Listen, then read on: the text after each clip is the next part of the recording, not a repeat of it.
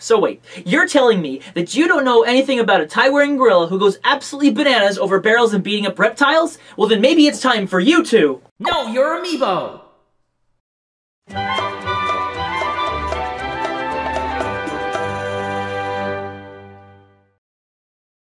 Donkey Kong is one of Nintendo's oldest franchises, sitting alongside Mario and others from the arcade era of video games. However, unlike the Red Plumber, the Big Ape's life has been a roller coaster of different franchises, spin-offs, and developers.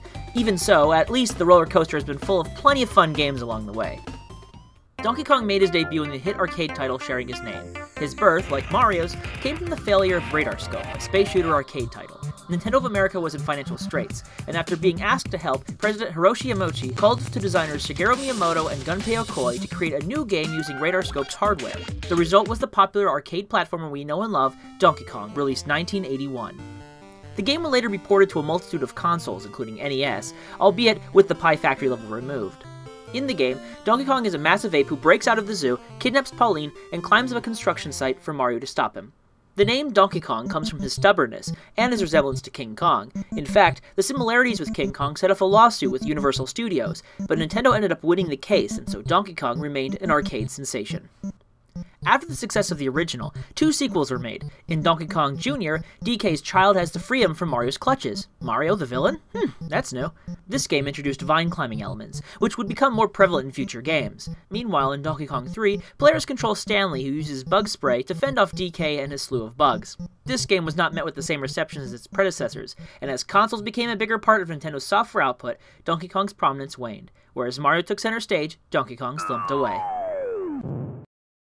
In the early 1990s, Nintendo EAD and subcontractor Pax Softnica worked to recreate the arcade adventures of Donkey Kong, which released in 1994 on the Game Boy.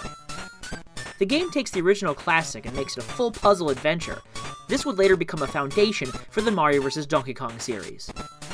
Meanwhile, Nintendo was also collaborating with British developer Rareware to bring Donkey Kong back to mass appeal using its cutting-edge 3D graphics technology. The result was the massively successful Donkey Kong Country. In Donkey Kong Country, Donkey Kong lives on DK Island, which is ravished by the evil King K. Rool and his Kremlings. Having lost his banana horde, DK takes action, running through jungles and glaciers and factories with barrels at the ready.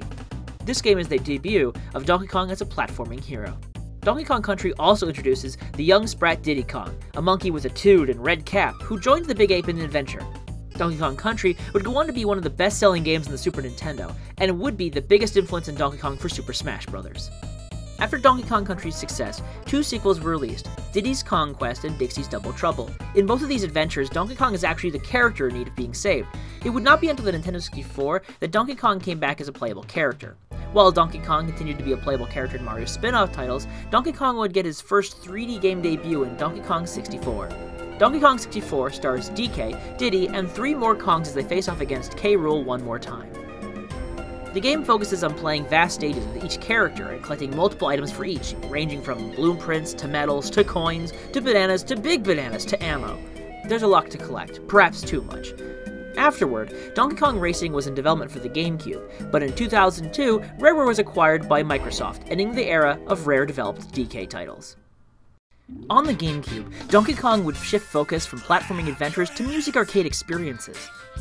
In 2003, Nintendo collaborated with Taiko Drum Master developer Namco to produce a bongo drum controller for a DK-themed music game, Donkey Konga. Using the bongos, players play music ranging from public domain to covers of more contemporary music. A sequel released with even more contemporary music, and Japan got a 3rd title with game and anime themes. What was most unique, however, was EAD Tokyo's debut title, Donkey Kong Jungle Beat.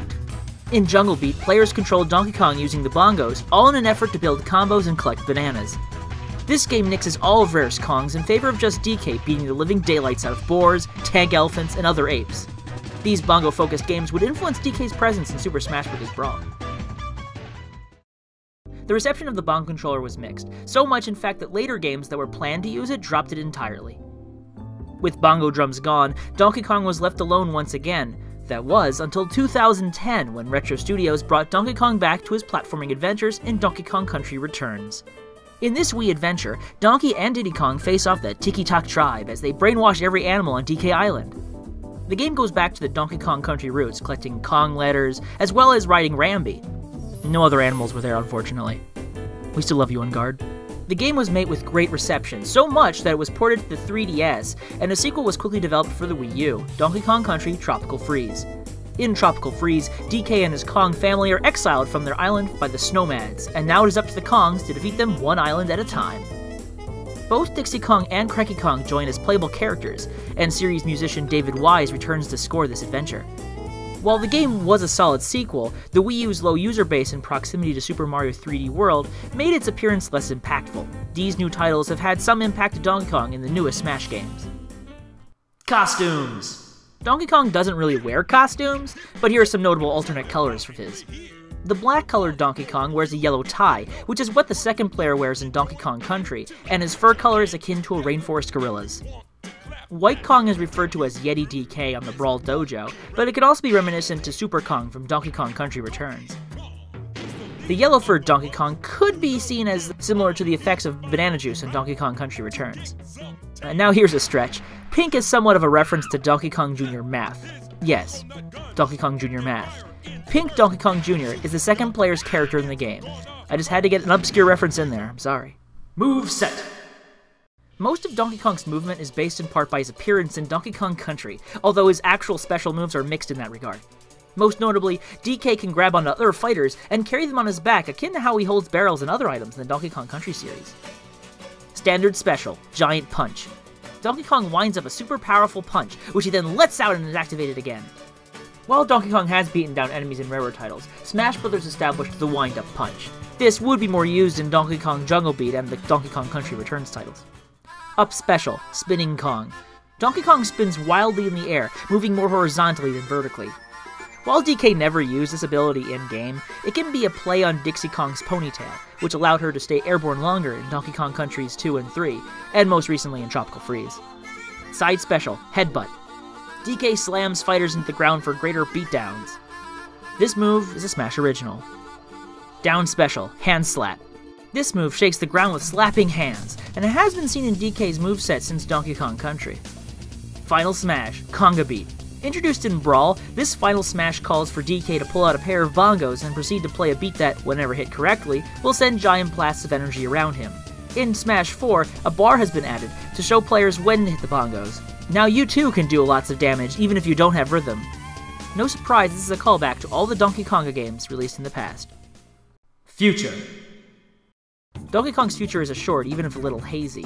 Tropical Freeze released only a year ago, and there are calls for Retro Studios to work on something else, besides Donkey Kong. On the flip side, NST did bring about Mario vs. Donkey Kong Tipping Stars to the Wii U eShop, as well as the 3DS eShop, so at least you have that to work with, even if you're not necessarily playing as Donkey Kong. Either way, based on previous adventures, I'm pretty sure we'll see Donkey Kong again, it's just a matter of when. And with that, I think it is safe to say you now know your Amiibo! Thank you for watching this episode of Know Your Amiibo. My favorite Donkey Kong game is Donkey Kong Jungle Beat. What's yours? If you want to learn more about another Amiibo on this wave, simply click on it now. If you can't, don't worry, more videos are on the way. Otherwise, if you want to see another wave, check the links on the right. If you want to keep up with this series for other Nintendo goodness, check out Nintendo.WRTV. And if you want to see what other crazy stuff we have made, check out Third Rate Minion. Thank you.